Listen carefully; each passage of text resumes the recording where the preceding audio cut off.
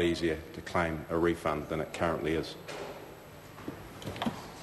Darian Fenton. Thank you very much, Mr Chair. I'm happy to take a call in part two, and thank you to the Minister and the Chair for his contribution. Part two is about road user charges, and I think the first part, which is actually clause 7, which is about the requirement to pay road user charges. And, this has been an ongoing debate.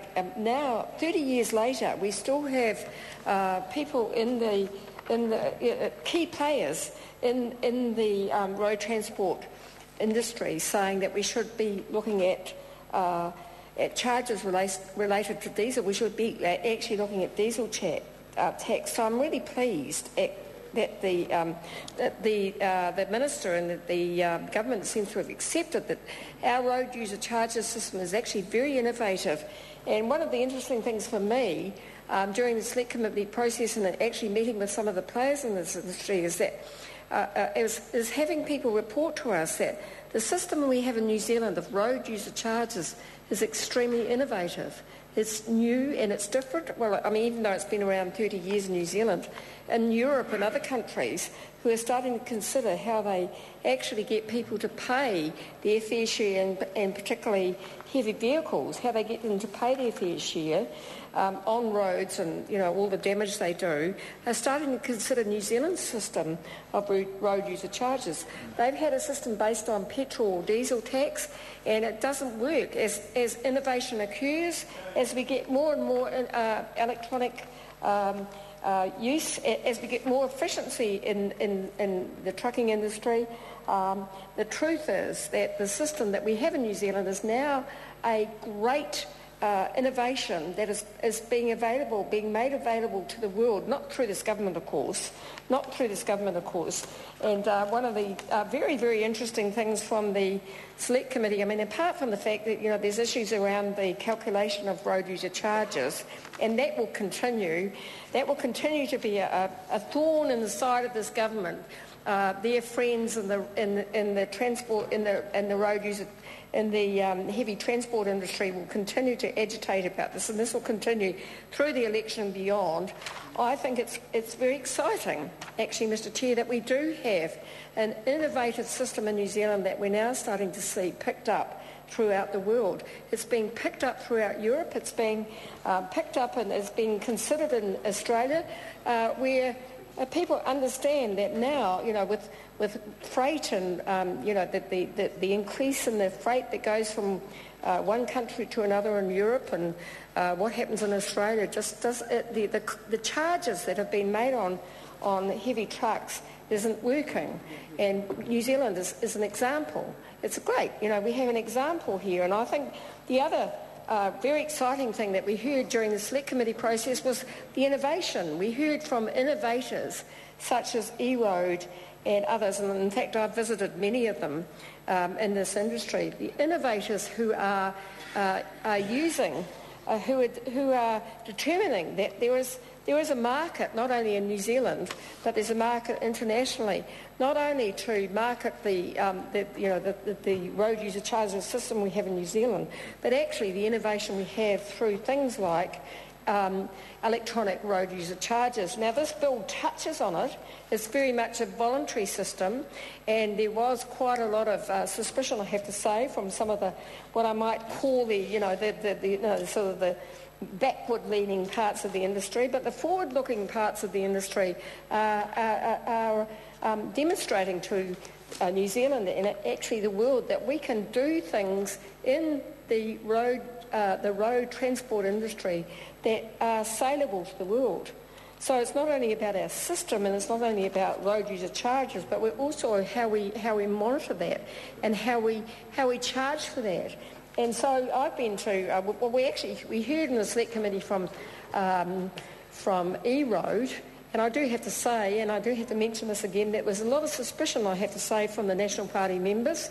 They were suspicious about what their motives were. They were suspicious about their opposition to the calculation of gross vehicle weights. But I've been to see E-Road, and I've looked at the product that they're producing, and this is one of the firms that and along with others actually, but this is one of the firms that we should be celebrating in New Zealand. This is one of the firms that's actually developing things in New Zealand that are saleable to the rest of... Mr Chair. Darian Fenton. Thank you. That is saleable to the rest of the world. They are out there now in Australia, actually in Denmark too, selling their product, doing a wonderful job, and I think we need to be encouraging that. And I thought it was a bit disappointing actually to see some of our more leading companies like E-Road treated, I thought, with disrespect during the select committee process. So I want to encourage members in the House to support Part 2 in terms of the road user charges. There are concerns about the calculation of gross vehicle weights, and as I said, there will continue to be agitation about that, and I've talked about that before. I talked about that in Part 1, Mr Chair. I think that there's a lot of discontent in the industry about the fact that there has been so little consultation about the change from driver-nominated weights to gross vehicle weights, and concerns about what it means in terms of safety, road safety in New Zealand, and also concerns about good firms being penalised for trying to do the right thing and big trucks actually getting an advantage. And as other colleagues have said, that actually the right of no taxation without representation too is a considerable concern. It's a considerable concern. But I'm also really concerned, and in the whole part of this bill, there's a whole part of it that's not... I mean, while we support road user charges, there's a whole part of this bill that doesn't exist, which is talking about what happens for people that drive through the mandatory...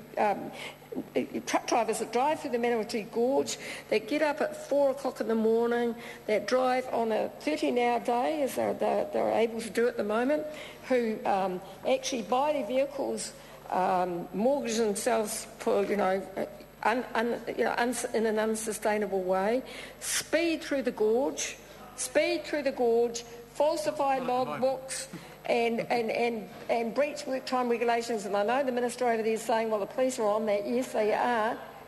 The Manawatu, okay. It is blocked, okay. Well, we can... I'm sure there's plenty of other highways that we can talk about, actually. We would have cleared that mess by now. Oh, well, that's true. That's right. We would have thought the government would have fixed that up, especially that Minister over there, because she fixes everything. She takes credit for everything and,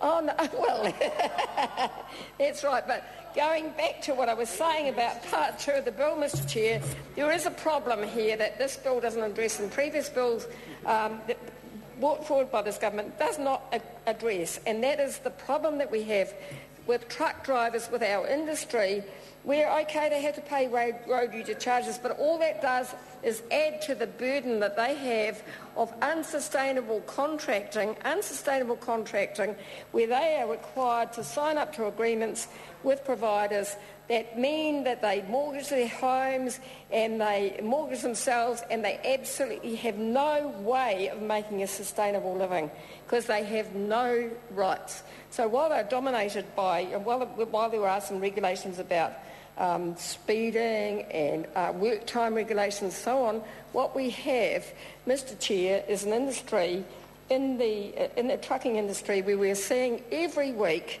1 or 2 people killed in a truck-related accident. So I'm disappointed that Part 2 doesn't deal with this issue.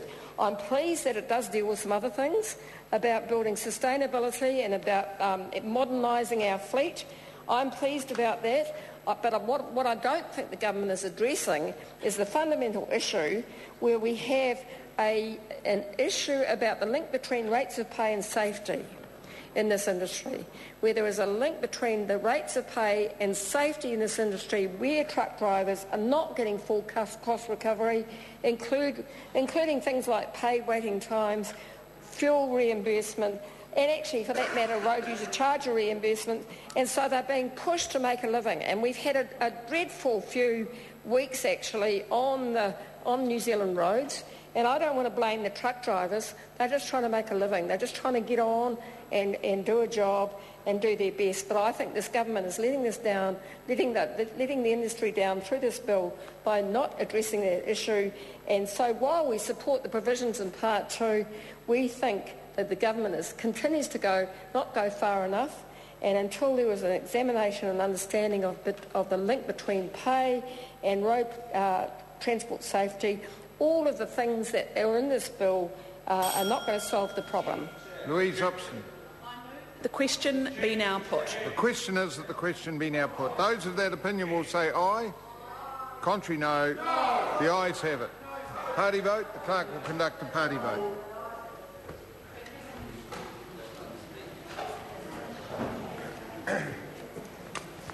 New Zealand National. 57 votes in favour. New Zealand Labour. 42 votes opposed. Green Party. 9 votes opposed. ACT New Zealand. 5 votes in favour. Maori Party. Tokotore whakaheana. Progressive. 1 vote opposed. United Future. 1 vote in favour. Mana. 1 vote opposed.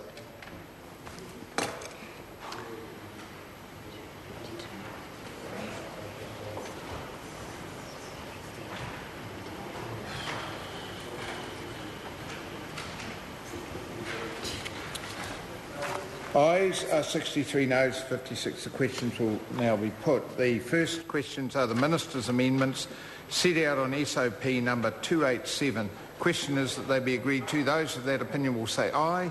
Contrary, no. The ayes have it. Question now is that Part 2, as amended, stand part. Those of that opinion will say aye. Contrary, no. It's agreed. The question now is that Part 3 stand part. Honourable Shane Jones.